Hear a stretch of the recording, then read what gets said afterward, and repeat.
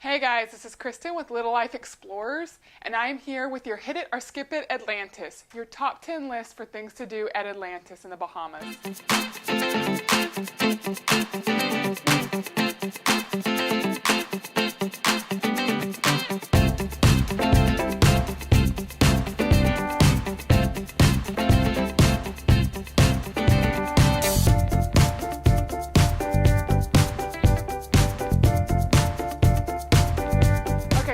On our hit list is the hotel itself. As per other people's recommendations, we didn't stay on the Atlantis property. We stayed at a hotel right next door that was called Squirts, and it was like a maybe 30-second walk over to Atlantis. And here's why you should stay there. A, it is way cheaper. So we had 3 little kiddos that we had to take with us, and they were offering this special where you could bring your kids for free. So we got to take all of our kids and they stayed there for free. B, they have a continental breakfast every morning that's free. So you get a free awesome breakfast every morning, because food over at Atlantis can get really pricey, trust me. And last, you still get to use all the Atlantis facilities as if you were an Atlantis resort guest. So you still get to use, the water parks and all the pools and the beaches and everything as if you were staying on the Atlantis properties. And Comfort Suites is the only hotel in the area that actually has this deal. Atlantis Beach is the largest beach at Atlantis, and most people hang out there for the majority of the time. And we actually hung out on the Atlantis Beach the majority of the time. That's where you're going to find all the hair braiders and the people selling knickknacks like, coconut hats and all those souvenirs that you can't take home with you.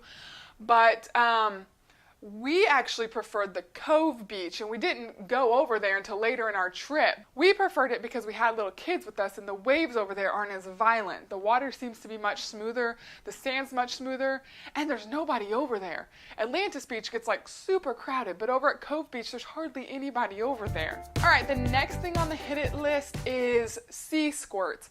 So there's a whole article about this on the website if you want a ton of information. But here's why I think you should do sea squirts in a nutshell. It's really cheap. I think it's the cheapest thing that Atlantis has to offer. I think it was $35. Now you only want to do this obviously if you have children, because I think only ages 3 to 6 can do it. The kids get to feed sharks, they get to feed stingrays, they even got to pet a baby turtle, which was so cute. So the kids love that. Plus they get this awesome rash guard that they get to keep that says Sea Squirts, and that's included in the $35. All right, the next thing on our Hit It list, you're just gonna have to kind of bear with me here, okay? It is story time at the library. Now I know what you're thinking. We don't want to go to story time when we're at the beach. We do that enough at home. I mean, I do that enough at home too. We did it just to kind of get out of the sun for a second. And the librarian was frankly quite surprised that we even showed up. But she read a book, like she does. It was very interactive with the kids, just like normal story time is. After story time is over, they let you dig through this treasure box, or the kids. They let the kids dig through this treasure box and pick out a souvenir to keep. And the souvenirs are legit things. This is what Keaton picked out. So it's this Atlantis water bottle. And I mean, if you need a free souvenir for your kid that says Atlantis on it, just go to Storytime and you'll get something like this for free. If you've been researching at all, you've heard about the rope bridge. It is kind of tricky to find, but make sure you find it. Don't miss out, because this is the only spot you can see the hammerhead sharks.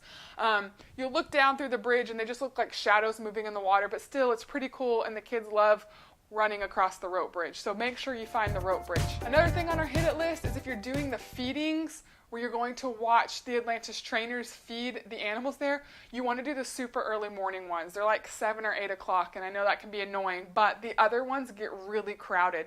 At these, there's only a handful of people, 12 tops. So you want to check out the early feedings if you're going to the feedings. If you want to see the aquarium that is at the bottom of the Abyss water slide, if you look online, it says the only way to see that is by going down the Abyss water slide, which I did, but it's kind of freaky. It's dark, it has all these drops, it's kind of freaky.